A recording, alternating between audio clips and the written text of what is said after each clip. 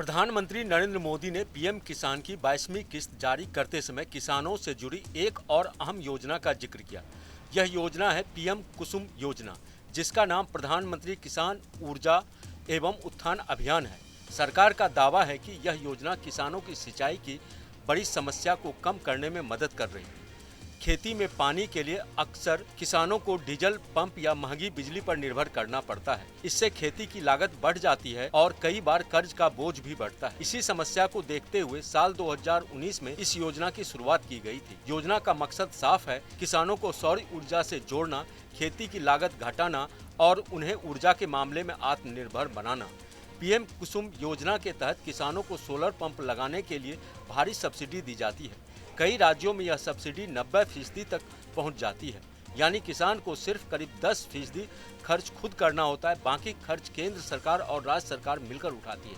इससे किसान अपने खेत में सोलर पंप लगाकर बिना बिजली बिल के सिंचाई कर सकते हैं। सौर ऊर्जा से चलने वाले ये पंप दिन में सूरज की रोशनी से काम करते हैं और डीजल की जरूरत भी खत्म हो जाती है। इससे खेती की लागत कम होती है और किसानों को राहत मिलती है। यही वजह है कि सरकार इस योजना को खेती में ऊर्जा क्रांति की तरह पेश कर रही है। इस योजना की एक और खास बात यह है कि किसान सिर्फ सिंचाई नहीं बल्कि बिजली उत्पादन भी कर सकते हैं। अगर किसान अपनी जमीन पर सोलर प्लांट लगाते हैं और उससे ज़रूरत से ज़्यादा बिजली बनती है तो उसे ग्रिड में बेच भी सकते हैं। इससे किसानों के लिए एक नई आय का रास्ता खुल सकता है। योजना के तहत किसान बंजर या कम उपयोगी वाली जमीन पर 500 किलोवाट से लेकर 2 मेगावाट तक के सोलर प्लांट लगा सकते हैं। कई राज्यों में ऐसे प्रोजेक्ट्स शुरू भी हो चुके हैं। सरकार का मानना है कि इससे गांव में स्वच्छ ऊर्जा को बढ़ावा मिलेगा और कार्बन ऊर्जा भी कम होगा।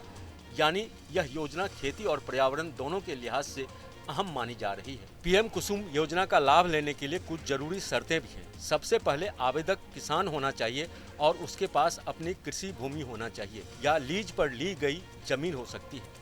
आवेदन के लिए किसान को अपने राज्य की संबंधित एजेंसी या बिजली वितरण कंपनी यानी डिस्कॉम में रजिस्ट्रेशन कराना होता है। कई राज्यों में इसके लिए अलग पोर्टल भी बनाए गए हैं। इसके अलावा मोबाइल ऐप के जरिए भी आवेदन किया जा सकता है। आवेदन के दौरान किसान को अपनी जमीन, पंप की क्षमता और जरूरी दस्तावेजों की जानकारी देनी होती है।